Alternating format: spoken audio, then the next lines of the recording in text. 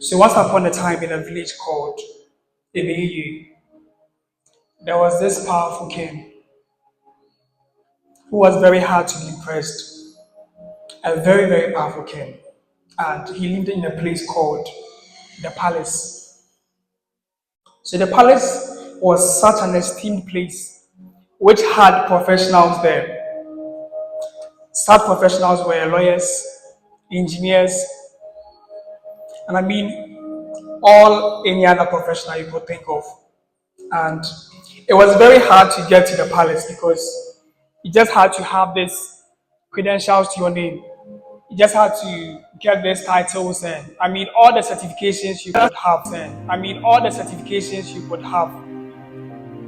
Then on the other side, there was this beautiful young lady called Ya Ebefa.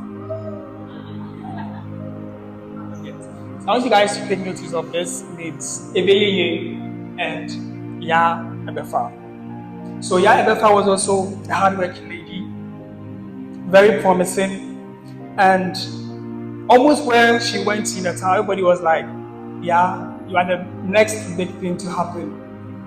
You are the next big thing to happen. But Ya goes home and she watches mom and dad. And there is no chance that she'll be that promising star. She came from this humbling background. So thoughts came. I mean, I bet you today. So she went on with her normal husband duties like we normally do. And one time she went and market was that bad. It was very terrible. So she came back home and slept. And as she slept, the Holy Spirit ministered to her. And in her dream, it said, go and sell this product. Go and sell this product. So a new day came and Ya woke up. And just like how the Bible says, we should write down our visions plainly so we can get to them. She wrote them down. All what's transpired in the dream, she kept it down. And the thought came again, God, I come from this background. There's no money. I'm the one who feeding my family.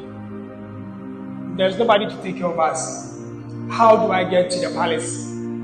How will this dream manifest? It was such a tough time for her. So one of the most things that stood out for her was that she should start something in fashion. So she had this taste for styling and fashion. So she started going to the market to get things. Sometimes she'll go and they will be that bad. Nobody buys her items and she'll bring them back. So one time she went and people bought those items and she made huge profits and saved some business or a store to get those items. And mind you, this king I mentioned earlier on, he was very hard to be impressed because it takes this level of maturity, this level of preparedness to meet him or even get to the palace. And here is this woman called, or this young lady called Ya Ebefa, who comes from this humbling background with no certification, no skill at all. All what she could do was to just sell pure water, to just do her little business, start selling or go into fashion. So 2 years later, there came a very big ceremony in the community, which the king had to represent. So the king sought for stylists in the community, people who could sew beautiful dresses for the king, just so he could come out and showcase what he has got. And the king was just hard to be impressed. So these stylists came to the palace and they showcased their styles. Some were bright, some were very nice. Eventually the king had to go, these styles are not for me. And they all had to go back. And it was just 2 days to the ceremony. And this ceremony is one that kings from different towns and communities come to showcase what their communities have got. So the king just had to show up in the grand style. Then one of his servants said, my king, there's this young lady in the outskirts of the town, Nobody regards her. Nobody even calls her. She just sells to the local folks. I don't think he would need her. Then the king said, let's try her.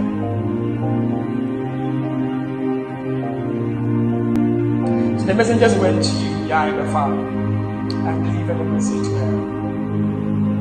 When the message got to her, she went down on her knees and said, God, is this a sign of me getting to the palace? This was the dream that you gave me, but I didn't know how to go about this dream. Is this a sign? So the messengers asked her to show up to the palace. So she got to the palace, and at the entrance of the palace,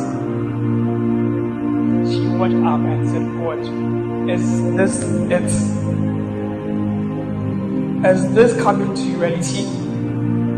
Then she went inside. So when she went, she met the king, showed the king the styles and all that she had gotten. There was this particular design that stood out to the king and said, this one looks good. For almost like 2 decades, the king has never said this looks good before. But on that very instance, he said this looks good. And so the event is just 2 days. Can you make something of this sort for me? So Yahweh had to come back and put things together and took it to the king. So the king wore his outfit and he looked so new. He looked so powerful. He said, this is what I've wanted. So the king decided to pay off Yahweh through one of the messengers. And you know how human beings react. When the money got to the servant, he kept part of the money and gave very little to Yahweh. So Yah was furious. I've given the king my best of styles. I've given him what it would take like 10 years to do for. And he just gave something little for this. The king is very wicked. Meanwhile, the mind of the king, he has changed very well. So 2 days came for the event, and the king showed up. The other kings that came to the community showcased their styles and all that, but it was very normal. Then it was time for the king to show up. Then he came. He delivered, and everybody was impressed. They kept cheering up the king. This is what you've been looking for, and this is what he wanted.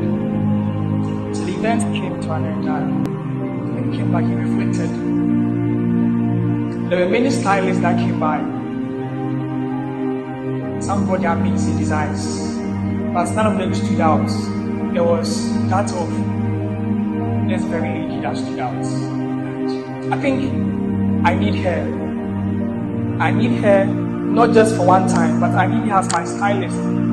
I need her to come and stay in the palace. I need her to come and style me almost every day of my life. Then again, this message went to Yahweh, and she had to come to the palace to come and stay there. So Yahweh came to the palace, and fast forward, all that she had written in her diary, she went back to them and said, God, I wanted to get to the palace.